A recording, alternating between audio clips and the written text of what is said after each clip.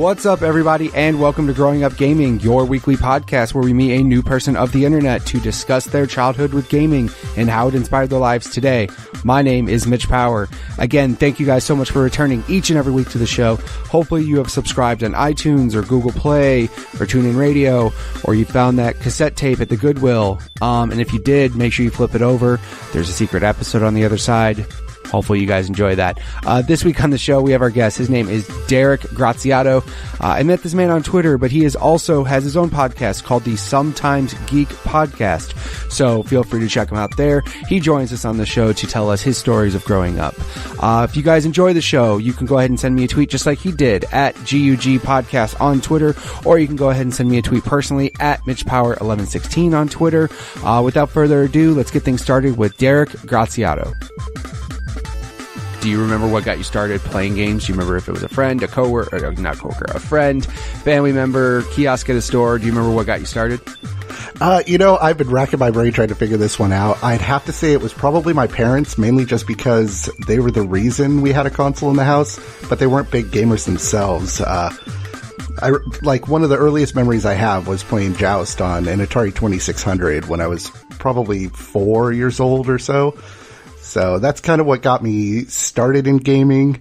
Later on, as I got a little bit older, I actually remember the day they brought home a Nintendo, because I can remember my mom recording the message for an answering machine that they got the same day, and just listening to that over and over again as I'm sitting there trying to play Mario Brothers. That's awesome. That's really cool. So were your parents just like into gaming a bit? Like, because obviously there was an Atari kind of already in the house then when you showed up, right? So that was kind of like there. And so obviously your parents were into it at one point, but then they probably just grew out of it. Like, they probably just got it, like, just like everybody in their house had a Wii for a while. You know, they're like, oh, we just have a Wii, just whatever. We played it one time. Is that kind of what happened probably? Pretty much. I remember my mom telling me, like, when my dad and her started dating, they would kind of wheel the TV into they had just a little studio apartment, and they would wheel the TV over and watch movies, or they'd play Atari. And I know my dad still plays like pinball every once in a while, but he was never big into gaming when I was a kid. My mom a little bit more so, playing stuff like Pac-Man or Tetris. That was like her game she played all the time. But as far as playing together, it wasn't a whole lot there. It was more me and my brother switching off. Gotcha. And then, so that was going to be obviously my next question. So you have siblings as well that you played games with when you were growing up? Yeah, not as much. We would do the whole thing of, having friends over, playing Nintendo, playing Super Nintendo, whatever we could rent that weekend, which is really how I got more into gaming. I remember, I was in kindergarten probably, and a new kid moved into town and was in my class, and his older brother was huge into video games. He always had the newest stuff that was coming out, the new RPGs and stuff like that. So we would always hang out on the weekends and trade games and stuff like that. And that's really when I started getting into gaming. Around what was this still Nintendo, or was this SNES era, or when was this? This is kind of right in between. We've always been a little bit behind. We didn't have a whole lot of money growing up, but we were always like right behind. I want to say they moved here probably when I was in kindergarten, so it would have been around 1990. And we were basically just playing Nintendo at the time. I remember my neighbor, which is another reason I got into gaming.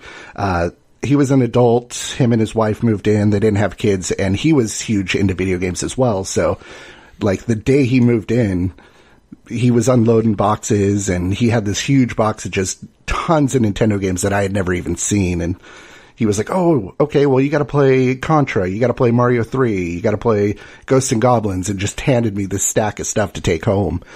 But as awesome.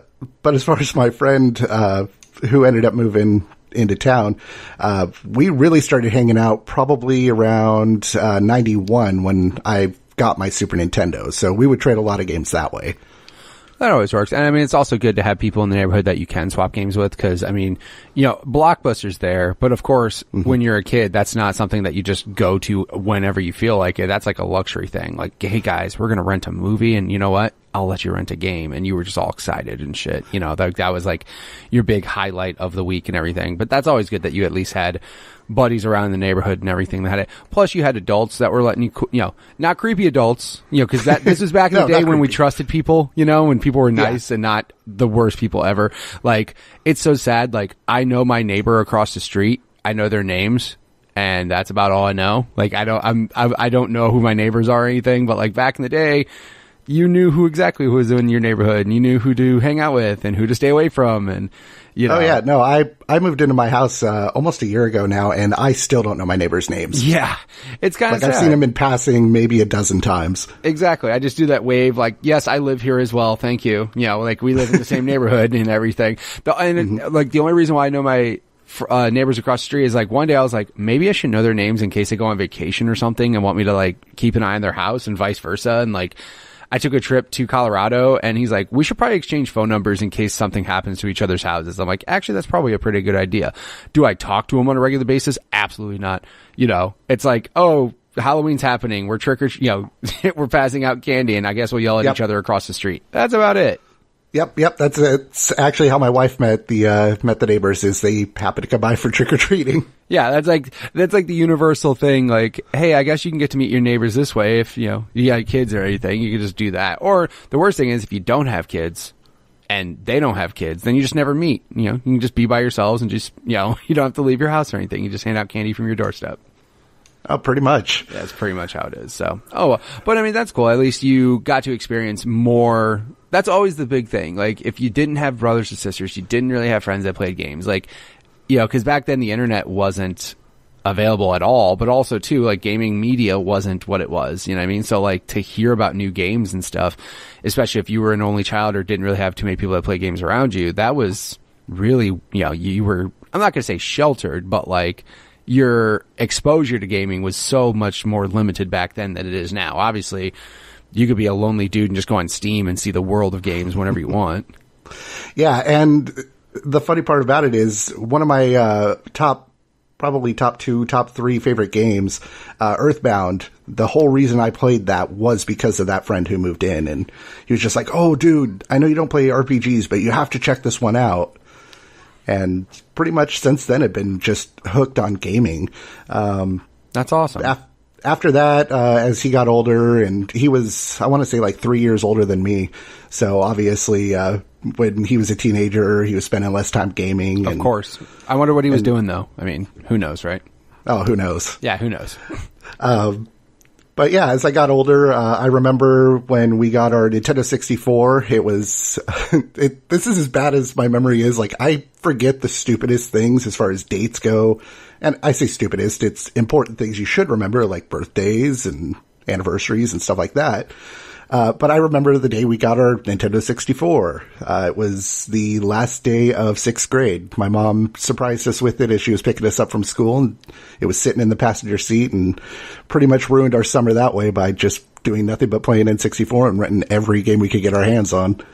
Yeah, I mean, that's always a good thing too, is when you get a new console, how it's just basically, it depends on when you get the console too, because like, you know, and I've mentioned this before, and like you said, like, you know, I didn't grow up with a lot of money, neither did you, so like I wasn't buying consoles the day they came out and everything, you know, I was always like afterwards. But of course, when you don't buy a console right away, if you get that time to play it, you always get that collection of games that you can eventually go play. You don't have to like, you don't have those release day woes or day one launch woes where you get the game and you get the one game and you're like, all right, that's cool, and then you gotta wait forever. 64 was real bad. Like, you had Mario 64 and then there was so much stuff on it though, because my mom actually worked next to this little mom and pop video store, and pretty much every payday she would just take me in there and be like, okay, pick out a game for the weekend. And they had like the 4-day or 5-day rental deal going. So I played probably 60, 70 games on the N64. Like, I would just walk in and whatever was on the shelf that I hadn't played at that point, I would just snag it for the weekend. And of course. Granted, not all of them were good. I was just going to say, you were probably renting some trash at times. And that was always the sad thing. Like, I mean, at least you were cool enough to have like the rental store right there by you. Cause I'm sure you would rent some stuff and then go home and go, why did I do this? Like, this isn't a good choice. Oh, yeah, but at the same time, my mom's not going to take me back to the video store to go swap it out. I'm stuck with it for the weekend. Of course. You better like it. My most hated game I've ever played is a game called Chameleon Twist on the N64. Nobody knows about it, and it was just straight garbage. But I played through the entirety of it just because it was something to play. Yeah, that's what I mean. The worst is when that happened, but you bought the game. Like, you know, you used a Christmas or birthday gift to get a trash game, and that's where it's more bumming because you're like, damn, I own this. Like, this isn't something I get the luxury of taking back or anything. I had a similar thing where it wasn't really mom and pop stuff, but like the grocery store that my parents went to all the time had a video rental thing there. So it was always cool because like Fridays, it was our pizza day Friday. So we would go get a pizza from the grocery store. And then as we walk in, there's the video store. So we'd always like stop there and pick up some game. But yeah, I was in the same boat as you. For a while, like when I had my Genesis, I was just trying new stuff. But then I was also that stupid kid where you got a game that you liked and then you rented it entirely too many times to where you could have just bought the damn thing. You know, like you're like, I could have just bought this game, but instead I just keep renting it over and over and over. Just like the same people with Redbox, like keep the game longer than you could have bought it for. Like, maybe you should just go buy the game instead of just renting it from Redbox all the time. But I know. I recently did that with I think it was Wolfenstein 2. I basically rented it and I had it for 3 or 4 days at that point. And I finally just sat down and told my wife, I'm like, look, I have to finish this, otherwise I am wasting money at this point. Yeah, I've been pondering doing that because with Call of Duty World War II, because I have zero ambition to play the multiplayer, just because I played the beta and I was like, no, thank you, I'm fine. This is Call of Duty. I still don't like this anymore. But the single player, I was like, everybody raved about the single player. And I looked online, and I don't know if I've promoted this website before, howlongtobeat.com. It's an awesome site. Fantastic website. Definitely has saved me, because again, I don't have much time. So I'm looking at what game can I beat quickly. I got these games in my backlog. Oh, I could beat this game in 7 hours. Watch me do it. Let's go. So I look up Call of Duty and it's like 5 hours and I'm like, holy shit, that's really short. I bet I could Redbox that. The only thing that concerns me is I'm scared I'm going to Redbox it, and then all of a sudden something will come up that day to where I can't play it, and then the next day something will come up and I can't play it. I literally want to get it and have 5 or 6 uninterrupted hours just so I could blast through that damn thing in one day and just go return it. Be like, I'm done. I don't need this anymore. Well, see, I made the mistake. The first game I rented on Redbox was Duke Nukem Forever. Oh my God. And I'm like, this is so bad. I'm not going to pay to rent it for another day. I'm just going to sit here and power through it. And I think it took me like 12 hours on a Saturday. Good Lord. I didn't want to play it by the end of it. You like hate played it. Like you played it Pretty out much. of spite. You were just like, fuck this game. This game sucks. I'm like, I spent $3 on this. I refuse to spend $6. My time apparently was not worth more than that to finish that game. Dude, how sad would the developer be if they heard you say, I am not wasting another $3 on this game? Like, that's really sad. But again, dude, Duke Nukem Forever. I mean, it kind of deserved it, you know? Like, it was... You can't have a game be made for 10 years and expect it to be good when 10 years ago gaming was so different than it is now. Oh, yeah. Like, how can you expect that to happen and work? And that's the whole reservation around The Last Guardian. Like, when that was getting talked about, like, oh, it's finally coming out. I'm like, I'll wait. Let's see what happens. Cause I didn't have that attachment to like Shadow or Eco or whatever. I was just like, let's just see what happens. And then it came out and got like mediocre reviews. And I was like, that's what I thought. And that's what concerns me about Kingdom Hearts. But I have to have hope for that one. I have to. You got to hold on to something. Something. Like, please don't suck. Please don't suck. I'll be so bummed. I don't think it will, just because I think they've literally restarted that game probably twice now. Like, yeah, they went and like redid the entire engine. Like, they went back and started using Unreal Engine for it a couple years ago. So I'm hoping from there it's kind of gotten modernized. So hopefully I'm not playing, because I went back and played Kingdom Hearts 1 with the PS4 collection that they had come out, and boy oh boy, does that game have some rough shit. Like, the platforming in that game is just not good. It's not. I of course I loved it back then, but like, again, quality of life just gameplay has gotten so much better that I go back and play that and I'm like, dude, this platforming, just jumping around the stages is trash. It's like not good. You're all floaty and weird. Like, I don't know. And when I played that one, it was a few years after it had come out. I actually didn't end up getting a PS2 until probably around 2004 or so. Mm-hmm. And it was mainly because a coworker of mine was buying the PS2 Slim. So she was like, oh yeah, you can buy this from me, $50. And I'm like, all right, cool. I can finally hit this huge back catalog. Yeah. And that was a really good back catalog too. That was a lot of shit, especially 2004. That was like right when all the good shit came out. And there was all this stuff that came out before it too. Well, and right after that, like, I am a huge rhythm game nut, so I went back and played Parappa the Rapper and Jammer Lammy, and it was like right before Rock Band or Guitar Hero came out, which I think I sat and played through the entirety of that game in one sitting. That's awesome. Wait, so are you talking about Guitar Hero, like Guitar Hero 1? Yeah. Yeah, the whole Guitar Hero thing, obviously that's some next level shit for me because like I was really big into Guitar Hero, but I actually worked at a game store that didn't sell Guitar Hero at first. It was so niche at the time that like GameStop was the only place that sold it. And what was funny is the only way I obtained Rock Band, because of course when you work at a rival game store, the last thing you want to do is go somewhere else and buy games, especially the other game store you're competing against. So I was like, man, fuck GameStop. I'm not going there to buy anything. And then I found that this cool game is there and it's not available where I can buy it, with my employee discount and everything. I'm like, well, this kind of sucks. What do I do? Somebody came in and wanted to trade it in. And I'm like, holy shit, this is that game everybody's freaking out about.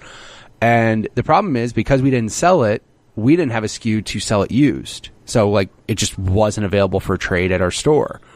And I just threw it out there. I was like, dude, I'll give you $20 just out of my pocket. I was like, cause again, it's not like the company can profit off of it cause they don't even have a SKU to allow me to trade it in. Like, yeah, what can I do? I tell him no and he just leaves. I was like, dude, I'll give you $20 for it. He's like, what do you mean? I'm like, I will give you $20 cash and I just keep it. He's like, oh, okay. And that's how I got it. And then I started playing it in the store, like waiting for customers coming in. And I had to hide it because I didn't want them going, oh man, what's that cool game? Oh yeah, it's a game we don't sell. Sorry. Yeah, I was going to say that's like the worst marketing ever. Yeah, exactly. So like when customers would come in, I'd hide it. My brother-in-law came in and I had it there and he's like, how did you get this? And I explained it to him and he's just like, oh, okay. And we started playing it. And dude, that game took a big chunk of my gaming life. That game was so good. And of course, you just wanted to get better and better and better. And then you realize Rock Band was so much better once that came out. Like, and I was such a holdout against it too. Like I was playing Guitar Hero 2 or Guitar Hero 3 and I had a friend of mine go and get Rock Band, which again, not having a whole bunch of money for it, I was like, oh yeah, there's no way I'm spending $200 on this game. Yep.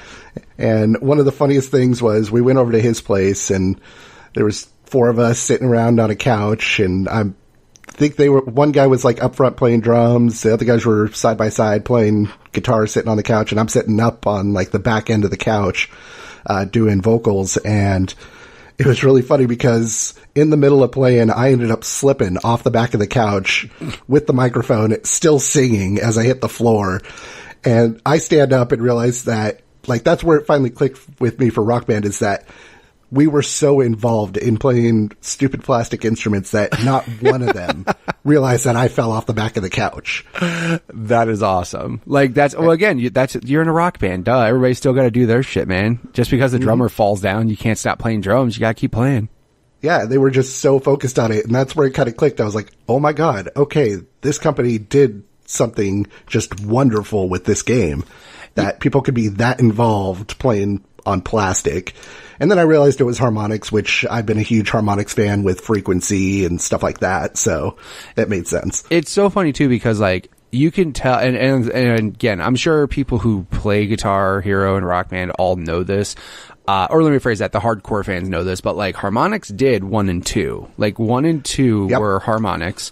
So they curated really good songs and there was a variety of songs and they did a really good job. And then Harmonix split from Red Octane. Red Octane then started to, like Activision took over, which basically turned the Tony Hawk team into the Guitar Hero team, which I was a little sad about, but also too, Tony Hawk started sucking around that time. So I was like, all right, that's probably a better idea anyways. And then like, that's when Harmonix did Rock Band. And I remember I was all like, no, man, Guitar Hero, man. Guitar Hero is awesome. I just want to play really hard songs because that's all I wanted to do was challenge myself. I was just like, I want to play really hard songs. I just want to play Slayer and Metallica. And, you know, of course, when Dragon Force hit 3, I was just like, Jesus Christ, this is ridiculous. Like, this is where things get crazy. And then Rock Band was that one. I was like, no, man, I think I'm just going to do Guitar Hero. Like, I'm going to stick here. And like you say, same thing, you know, $200. Like, holy shit, man, $200. That's crazy. And then I don't know what it was. And I remember the song list. Of course, I was like, The Who. Man, who wants to play anything from The Who? That's stupid. Not realizing I'm so stupid, and I didn't realize how good The Who is as a band. They're phenomenal. Like, again, I'm just a dumb kid who just listened to like metal, and that's why Guitar Hero like attracted me more because they had more songs that were like hard rock, metal, that type of stuff. And then I think it was just the drums. I was like, I want a new challenge because I was really good at Guitar Hero, and I was like, I just want a new challenge. And I got Rock Band, and literally I was just like, this is it. This is where it goes. This is where I go from here. And then also the weekly DLC, because that was a thing that they said, we're going to have weekly DLC. And I said, bullshit. I was like, no way will you guys keep up with this. You guys will do it for like a month, 2 months, and then you'll slip up. And I think they did it weekly every week straight for like they did 4 years or something. It was insane. Even when they had whole new games come out, they still put out weekly DLC, even like Rock Band 2 when it launched, and there was like 80 new songs right away. You know what I mean? I'm like, dude, holy shit, you guys kept it up. So good for you, Harmonix. I know. We actually ended up playing Rock Band this last weekend, and now that I've got the Xbox One X, I've taken all the games on my external hard drive and just plugged it in. But it has to re-verify all the songs that you've downloaded. Yeah, it gets really bad if you played that game a lot. Yeah, I really don't want to know how much I've spent on DLC because I think we hit over 600 songs at this point. Yeah, I'm up there with you. I think I have probably like 500 songs. But yeah, when I did Rock Band 4, yeah, that's exactly what happened. Every time you turn on, you're like, oh man. I mean, again, kudos because they did it. You know, that when they straight said Rock Band 4 is coming to the new consoles, I'm like, here we go. They're going to come out and just say all your shit doesn't work. And then they were like, no, all your shit works and all your songs work. And everybody's just like, holy shit, you guys made it happen. That's great. But then, yeah, when I go to like download all the songs again, I'm like, holy shit, I got a lot of songs, man. You guys are going to have to re-verify a whole bunch of stuff. Yeah, and that was the worst because we had already been drinking and we're just like, all right, yeah, let's plug this in. And then I had to wait like a half hour while it just sat there going like little chunks at a time. It's like, 200 songs. I'm like, oh, okay, that's just my downloaded stuff. And then it kept growing more and more. And then I realized just how many songs I had downloaded. Yeah, it's and when you figure crazy. They're like $3 a piece at the time. Yeah, I spent way too much money. Yeah, on I that did one. too. I mean, and the thing is, like, the only thing I'm happy about is that at least Rock Band broadened my horizons for gaming as far as like enjoying other music. You know what I mean? Like, I'm not saying, oh yeah, like I was more, of course, metal and like I just listened to that and like punk rock and like that kind of shit because I was a skateboarder. Like, you know, of course, like Tony Hawk's soundtracks were like big, the best ever. Huge influence into like music I enjoyed. My favorite band was on Tony Hawk, and I was just like, all right, cool. But like older music, I didn't appreciate. I didn't know who the Who were. I didn't know who Boston was. I didn't know, you know what I mean? And then like I hear these songs and I'm like, Jesus, like these are such good songs from every aspect, not just like, oh, this has a good guitar. Like the drums, playing the drums on any Who song is amazing. It's just so good. It's so fun. And then that just broadened my horizons. And then the Beatles, when the Beatles Rock Band came out, again, I wasn't even that big of a fan of the Beatles. And of course, people who love music or into music are like, oh my God, the Beatles are amazing. I didn't know. And then I played Beatles Rock Band and I was like, holy shit, Beatles are actually pretty cool. Like, I appreciate them for broadening horizons. And that's when Guitar Hero, like, didn't. Guitar Hero was just straight like, let's just keep getting more metal songs and more popular rock songs. They didn't really vary away from it. So, Well, that, and then there was all the issues with the overcharting, and I'm not going to get super technical on this show, but we'll save that for our Rock Band podcast that we'll do later on. Yeah, like the overcharge. Oh God, yeah. So let's get back to it. So you went back Super Nintendo. You went to 64. Did you ever go Genesis or PlayStation route around that time, or were you? Because, like you said, obviously you didn't grow up with a bunch of money. Neither did I. I was never a multi-console household until like when my sister asked for a 64 one Christmas, which was shocking. But yeah, so then did you ever dabble in the other consoles? Did any of your other friends or people in the neighborhood have the other consoles? Yeah, my best friend growing up, he actually lived like 2 houses down from me, and he would just get the weird offshoot consoles. So he had a Sega Saturn. I think he had a Genesis. He ended up getting a Dreamcast like right when they came out. And yeah, that was kind of my exposure to that style of games. But as far as my household goes, we were a Nintendo household through and through. Like, we had the Super Nintendo, the N64, we ended up getting a GameCube. And yeah, it wasn't until I was a lot older. There was a chunk of time between that though, where I ended up getting a gaming PC as a graduation gift. And from then on, I played nothing but World of Warcraft for way too many hours and way too long. It's funny because like I don't think around that time there were console games that people literally just played for that long. And I'm not saying like obviously there's games like Smash Brothers, right? There are games that people have played hundreds of hours on, but there's not a game like WoW at that time on consoles that was so demanding of your time that you just got sucked into it and just didn't play anything else. You know what I mean? There's people that played WoW and like skipped school and like did, neglected homework and neglected friends and family and missed holidays and birthdays for WoW. And I can't think of many console games that had that type of grasp on people's attention or, just disrupting their life in a way. And whatever, Blizzard's happy you played. Obviously they got money. They're cool. Oh yeah. But yeah, it's just kind of weird because when people say, oh, I played WoW, I'm like, oh, how long did you get sucked in for? You know what I mean? Like, how long were you away from the world of everything else around you? Well, and it's funny with WoW is, one of my previous jobs, was at a factory, and I ended up finding out that the guy who managed the plant was a huge World of Warcraft fan as well. And he's like 20 years older than I was at the time, or 30 years older than I was at the time, has kids, has a wife, and just randomly came across the fact that he played World of Warcraft. And we were polar opposites, but we would just sit and chat about like, oh yeah, I used to play a priest. Oh, I did too. Oh, you remember healing this raid? And we would just have these super geeky, nerdy conversations. And those would be like the only conversations we would have, the only time we would actually talk to each other. Right. Did you ever, so he was a manager above you?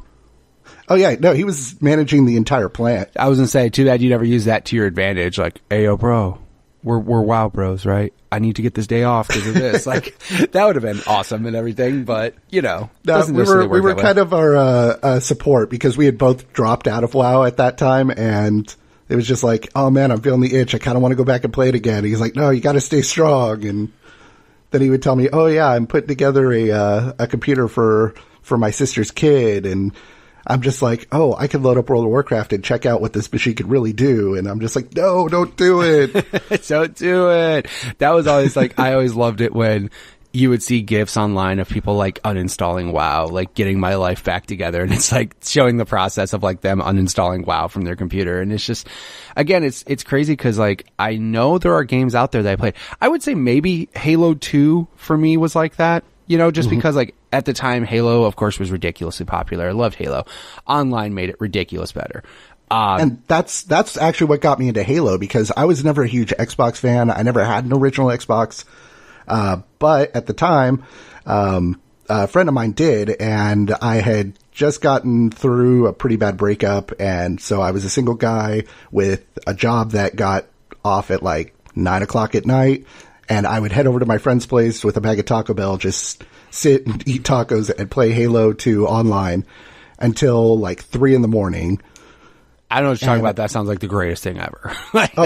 It was wonderful, but it was the online aspect of it, because having a younger brother growing up, it's like, okay, yeah, he would play games with me here and there, and we didn't play a whole lot of multiplayer stuff together. And then all of a sudden I could go online and always have people to play against. It was just amazing to me. Yeah. Like the online aspect of it absolutely opened up my eyes to game, like, because I did, like, my sisters didn't really play games too much. I just had buddies that were in the neighborhood that played a lot of games together. But then the only thing is, like, so the online portion of things has been very good and very bad for certain games. So like for example, like NHL 2K5, I was ranked really high in that game just because I didn't know a lot of people that played it. It was super popular, but I mean, like, playing it online made me a better gamer for that game. I was just like testing my skills and realizing, I'm pretty good at this game. And, I got to play with my brother-in-law, who was in the next town over. He's probably like 25 minutes away. So we played a lot. Halo, obviously, Halo was ridiculous. I played it probably every day for a year straight. It was just, and again, the way that they did, like, the party system way back in the day, they had the party system on lock. They had the voice chat. The voice chat was good. They also had that proximity voice chat though too, where if you got close to the enemy, you could hear that. I was like, this is all next level shit. This is crazy. But then you get online with certain games and you wish the online didn't exist because you hoped you were better than you were. Like in fighting games, when I would get my ass beat left, right, up, down, every direction, I would just get mollywopped. And I'm just like, I really wish this didn't have online because I had confidence. Now I don't. I have zero confidence. As far as fighting games go, my wife and I will play them together, and that's about it. Like, we will not play online because, just like you said, we realize just how bad we are at it. Yeah, you just realize that there's just people out there that are just so far beyond your skill set, and it's just, I'm not gonna say it's discouraging, but in a way, you're just like, damn, like, I don't want to play this right now. I feel bad playing this. I feel like if I put 100 hours into this, I still wouldn't be as good as that guy who just beat my ass. And that's gotten the case now with certain sports games. NHL is the only one, and I don't know if it's because not as many people buy NHL, but like, I feel NHL is the one that I feel like I have the closest chance of, like, at least competing in it. Now Brandon and Bryant, who are maybe listening to the show right now, would beg to differ. They're fantastic at NHL. I get into their game and they cuss me out because I suck. Not, compared to them, they're really good. But like Madden, no, dude, I'll get my ass whooped in Madden. FIFA, same way. But most shooters I felt confident with, just because Halo over the years and everything, that kind of conditioned you. But dude, yeah, like, again, internet's fantastic, but then certain games get ruined because of the internet. So, and back with Halo 2, I just remember the online community, you would hop on a microphone and chat with people, and it wasn't a big deal. And now it's like, oh, I'm going to play Halo 5, and I'm going to play online. Yeah, let's not put on the headset. Let's just mute the voice chat. And you know what sucks is, like, here's where I think the tide turned, is I remember on Xbox, and I can't say one, I have to say OG Xbox. On OG Xbox, voice chat was amazing, right? It was perfect. It was good. Occasionally you had that dick bag that you had to tell to shut up, or, some dudes blasting rap music too loud in their house to where they could go to the mic. And that happened, right? I think where things happen though is with 360 is because, like, back in OG Xbox, online gaming was not as popular on consoles. Obviously on PCs it was popular long before, and all that shit. But, like, not everybody could afford it. Not everybody was old enough to play on it, especially kids. Like, trying to convince a mom, hey, mom, I want you to get broadband internet, which wasn't relevant as much at the time. I want you to pay yearly for a subscription. I want you to buy this and buy this and buy this. Most kids weren't on there. It was until, like, 360 came around when the internet was a lot more popular and everybody could start playing online, and every Xbox came with a headset, and then that's when everything broke. That's when everybody just didn't want to hear everybody's shit online. And then I think when Party Chat came out, that's what put the nail in the coffin, because you're like, oh, I can just talk to my friends. That's all I need to talk to. And the Party Chat is just kind of segueing from that, is the reason I actually ended up starting a podcast, because there's a buddy of mine who was a roommate for a long while, and then he moved to, like, North Dakota, so basically halfway across the country from me. and we would just sit in party chat, and I think we would play either Halo or Minecraft and just sit and BS for, 2 hours a week, 3 hours a week, whatever it was. Mm-hmm. And that's actually what transitioned, not only coupled with the fact that I spend entirely too much time playing video games, but that was kind of our way of, okay, well, we were making ourselves laugh. Why don't we record this and put it out there? Somebody will find it funny. I literally said the same thing because there was a point in time when I would have at least 3 or 4 guys online playing something, whether it was Gears, Call of Duty, we were all playing something, and the party chat gets just ridiculous. And I always said that same thing. I'm like, I wish we could just record this party chat and just put it out there somehow. Which obviously now is considerably easier to do, but back 360 days, it wasn't easy to just do it that way. But also 2 podcasts weren't, as popular, I should say. I mean, there was people doing them, like your beginning people who are now the biggest podcasters online. But, I always thought man, how awesome would it be if we could do this? However, I also think back and go, I'm really glad certain conversations didn't get recorded because that would look really bad. Really bad.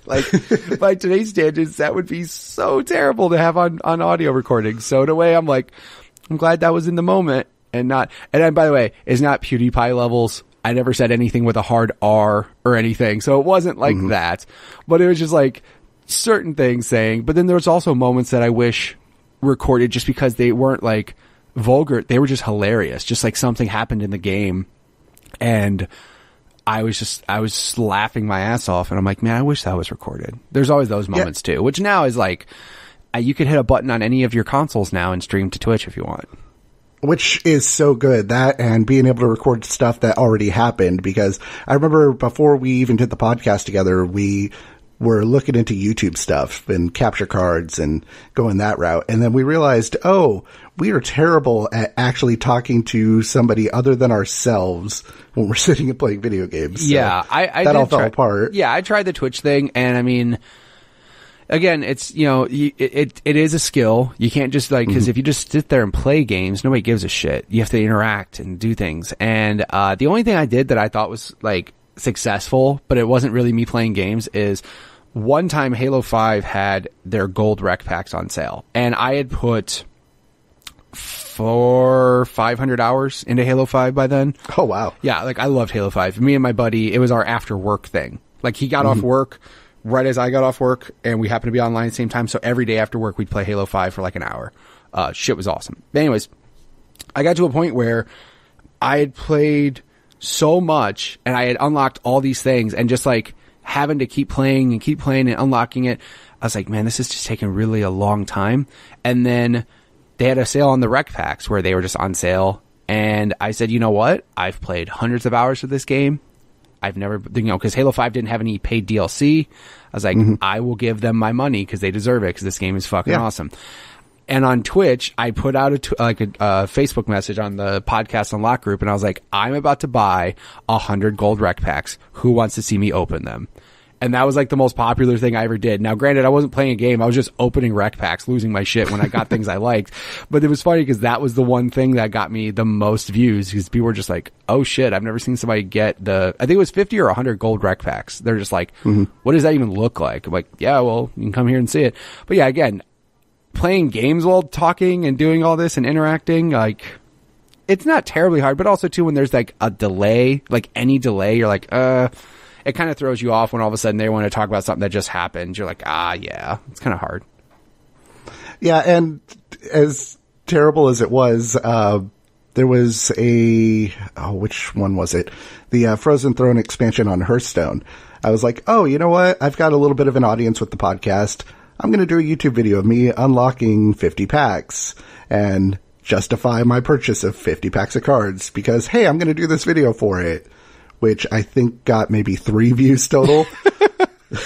I think in maximum at one point in time, I think there was 15 people or 20 people watching me, and I was like, oh, that's cool. But again, nice. Otherwise, none of them came back, obviously. I think the other thing I figured out too is some people out there, when they do the streaming, they do streams of popular games, which you can't do because there's other people that are way more have way more followers and all that stuff. So like if you're trying to stream PUBG, you're one of 50,000 people trying to do it. Start streaming the weird shit. Like stream the things that like nobody wants to pay to play. They'd rather see what happens when somebody else, like I went back years later and streamed South Park, just because it was just, again, I was in my backlog and I was like, do I want to play South Park? Just started streaming it and people were watching it, and I just had like 4, 5, 6 people, but they were not my friends or anything. They were just random people because they were like, oh, hey, somebody's playing South Park. I wanted to check that game out. And that's how I started getting more random viewers. Obviously, I would have people watch me who were my friends, but then it didn't matter. So I was like, well, you guys are just being nice and watching me. Yeah, and for me, part of the problem is I try to play so many different games so I can talk about them.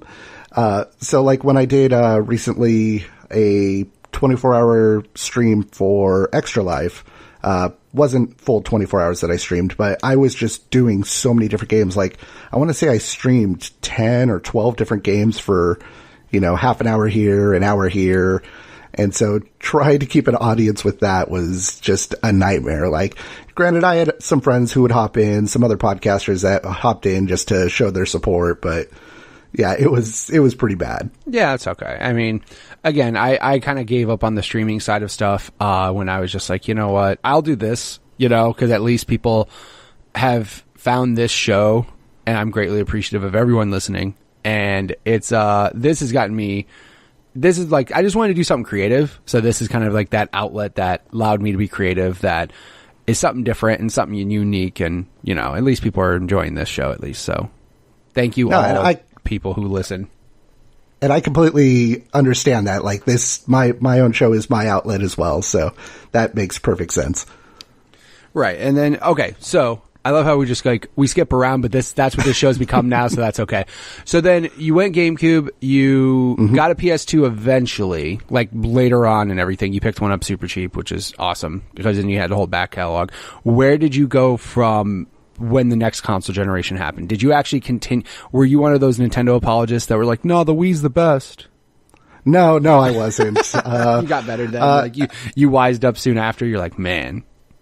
No, the buddy I would go to his house to play the 360 or play Halo 2 with, we ended up moving into an apartment together, and he was on top of the console releases. So he did get a Wii like the day it came out. He got a 360 shortly after it came out, and basically it was whatever he was bringing home, I was playing because I couldn't afford anything. Sure. And so I played all sorts of just different games on the Wii, different games on the 360. I eventually ended up getting a 360 off of Craigslist from a guy who was trying to pay off some speeding tickets. So he was letting it go for really cheap. And the only reason I picked it up is so that way we could play Halo 3 in separate rooms without splitting the screen. Yes. Like local stuff is like still awesome. Like that your local system link, that was where it was good. And that's how I actually experienced Halo 1. That's how I even found out about Halo 1 because, of course, I didn't have the money to buy it, but my buddies who were like kind of loaded, they also had buddies who were kind of loaded. And the day the Xbox came out, they literally bought an Xbox, Halo, 3 more controllers, and they all went to my buddy's house who had this like huge house, ran all these patch cables all through his house, and we literally did 16-player Halo 4-player split screen. And I remember just like thinking this is the future. Like, I'm like, this is the greatest thing ever. And the best thing is, of course, when you're in separate rooms, just screaming your shit talking across the house. Just like, oh yeah, how's that feel, Jeff? Just like screaming it. And of course, parents getting pissed and, but what do they expect? You know what I mean? Like that was groundbreaking shit. Cause that was like obviously it was pre Xbox Live, but I mean, that was like the next greatest thing that could have ever happened to gaming. And then the internet exploded and we're like, oh my God, we could just do this across, I don't even have to be at your house. That's amazing. Well, and like when the 360 came out, I did have a friend who did the midnight launch, like standing out in front of Target for 24 hours. And I, of course, didn't have the money to pay for it. So I went and like would run coffee to him or run food and just kind of hang out with him because I was a teenager. I had nothing better to do. And I remember people standing in line. They're just like, oh, well, you've been here. We'll let you cut in the line because you've been here this whole time if you want to buy one. And I'm just like, no, I'm good because I know as soon as my friend gets out of there at midnight, we're going to go over to his place and play it. Yeah, exactly. Right. The System Links part of it was so awesome. And I do appreciate how Microsoft still has some games that are trying to do it, what's crazy is I don't ever remember PlayStation that being a feature, like ever. I don't think Sony had. I'm sure there was a game or two, but they never advertised it like Xbox did, like ever. Mm-hmm. It was on the damn box, like System Link up to, like it said that shit on the box. So, well, yeah, and they had a modem for it, and yeah, like they had. I don't know anybody who ever had that. Yeah, dude. The funny thing is I remember working at the game store. The original Xbox had a wireless adapter, which was wireless G, which you think now, trying to do gaming on wireless G, you're like, ha, that's hilarious, because that shit would never work. But that's how, and I remember same thing, like when the 360 came out, because it didn't have Wi-Fi built in, it had the adapter, which was wireless G, and it cost $100 for the wireless adapter. Didn't sell too many of those because everybody was like, huh, that's a lot of money for an adapter. Because I could buy a game and a half with that. Exactly. Like so many people were like, nah, I'm good on that. But yeah, dude, the whole System Link culture, but also now that the internet's relevant, now the local co-op stuff is dying really fast. I mean, System Link doesn't really exist, but like even local co-op, there's certain games that have it, but at least like games like Gears 4, they recognized that it was popular. But I also might have been the fact that Halo 5 got crucified for not having it. So I think Gears, they were just like, oh, we better not fuck that up. We better make sure we leave that in there. Oh, yeah. If a game has local multiplayer, like I've mentioned before, my wife and I all play games together. So if it's got local multiplayer, 90% of the time, I'm probably going to check it out just because it has a local multiplayer. Right. And there's also like certain games, like again, it just depends on the game, I guess. Cause like back then, you had party games, you had racing games, like you had, especially when the 64 genre, when the consoles came out for 64, cause it had 4 ports on it. That was when local co-op was like at its friggin' highest, like Perfect Dark, GoldenEye, Mario Party, the Wrestle, like the No Mercy, all those loving the 4-player stuff. Then of course, all the consoles except for PlayStation, because they like to pay, have you pay for a multi-tap. Xbox had 4 players. GameCube had 4 players. So they just loved it up to death. And now it's just like, obviously you could have up to like, I remember when the Xbox One came out, they were like, we're going to support up to 8 controllers. Yeah. And I'm like, that's amazing. How many games are you going to have 8 players? I think there was 2. Yeah. Maybe 2. Like, I remember FIFA. I think FIFA was the one they were toting. Like, this will have up to 8 players or whatever. But iDarb was one, which if anybody has not played iDarb, please go play it. That shit's so fun. And it's such a stupid, weird game. It's like 8-bit NBA Jam with customizable character. It's weird, but it's really fun. And I'm really sad that and they give that game away free for Xbox Gold. And I'm just sad that more people don't know about that game because it's really fun. But again, it sucks because there's certain YouTube videos I watch of Let's Plays and I think, man, that game looks so fun. But it only looks like it's fun if you had people hanging out playing with you. You know what I mean? I just don't, the whole iDarb thing, playing that game with 4 players on your couch would be so damn fun because you're just talking shit right to their face. And it's so fun. But doing it over the internet, I don't know. It loses its luster. Yeah, and I did play iDarb, and I played it online, and yeah, that's my problem with most multiplayer games, because as my friends and I have gotten older, and we have lives outside of games, it's just okay, yeah, I want to play this. Oh, this buddy's at work, this buddy picked up, a PS4 instead of an Xbox One, or that's where he's playing his multiplayer games, and I'm playing this one on PC, and they're playing it on consoles, and so it's just a nightmare nowadays. I know Destiny 2 came out, and one of my buddies is okay, who's getting it on PC? Who's getting it on which console? And 3 of us were getting it on PC, and I have not played once with any of them. And that sucks. I mean, the only thing I will say, except for I'm looking at you, Sony, because you fucked this trend up, Rocket League.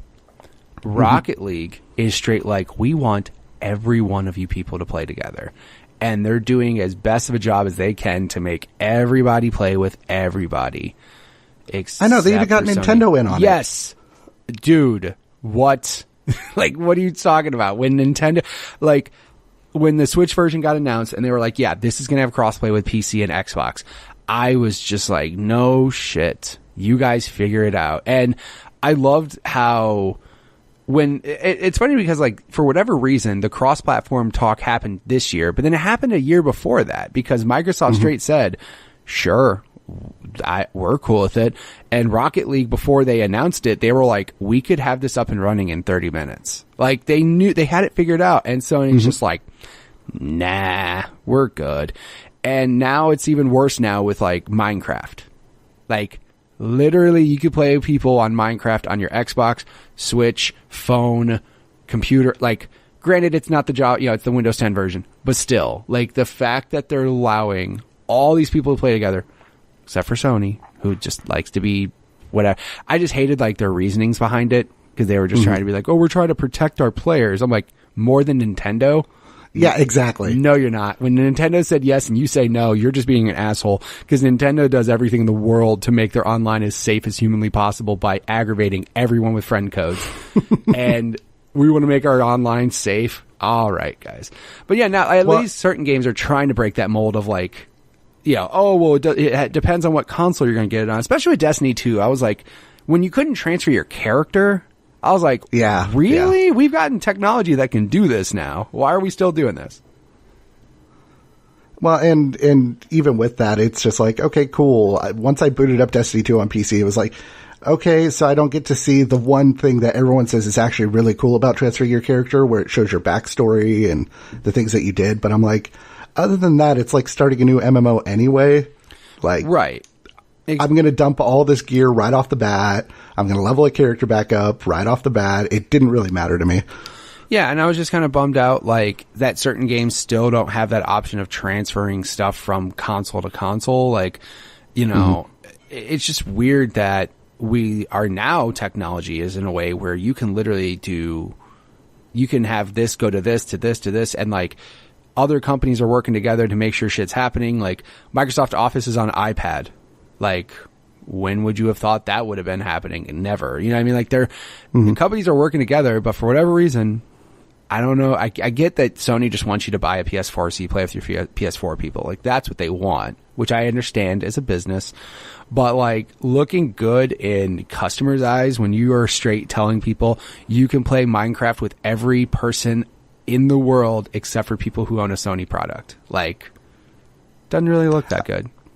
I think it'll change at some point, especially with the fact that Microsoft owns it now, and Sony obviously has to pay a licensing fee to have it on their console. Right. I think we'll see it sooner than later. Dude, I think it was like in Japan or something, Minecraft won a PlayStation award or something. Like, I was like, what? Yeah, there was something that happened. It was like at a PlayStation award show where Minecraft won an award. I'm like, you guys just awarded a Microsoft owned property, but you won't let them play with each other? Like, I just don't get it.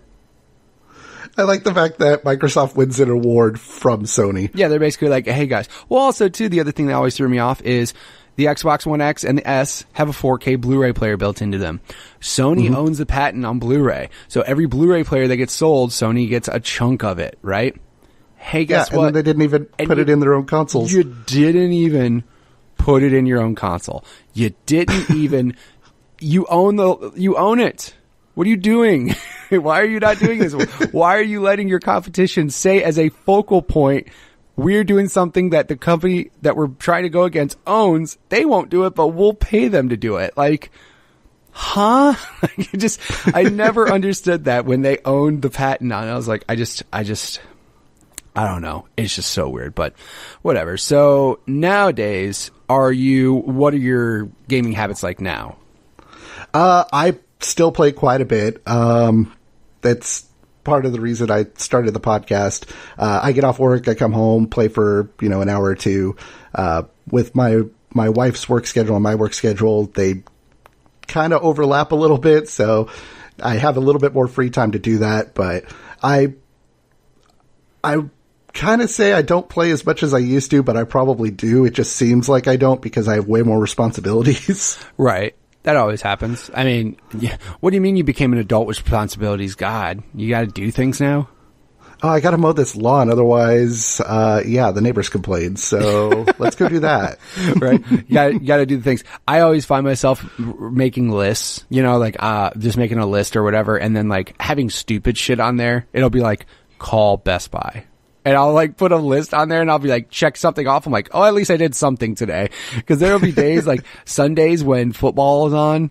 I would just veg out for 7 hours, watch football, and I'd go, man, I didn't do a damn thing today. I feel like a piece of shit. I did nothing. But when football wasn't on, it was video games. Like all of a sudden I'd look and I'm like, oh my God, I've been playing Halo with Jared for like 6 hours. I haven't done shit today. So that's kind of, just make a list of things you need to do and do one or two and go, well, I did something, and then go do what you want. That was exactly what I did today. Like I sat and played Okami for like 2 hours, and I was like, oh, I have to go do some Christmas shopping. So I went out for an hour and a half, then came back and started playing Okami again. Yeah, you did something. So when the wife asks, what did you do today? You can go, I did this. So you sound somewhat productive, because that was always the bad thing when my wife would ask, what did you do today? And I literally would try real hard to think of something, and I'd be like, I didn't do shit. I sat there. I didn't do anything. I played Halo with Jared for like 7 hours today. I did nothing. And then, of course, the wife gives you the look like, I was at work.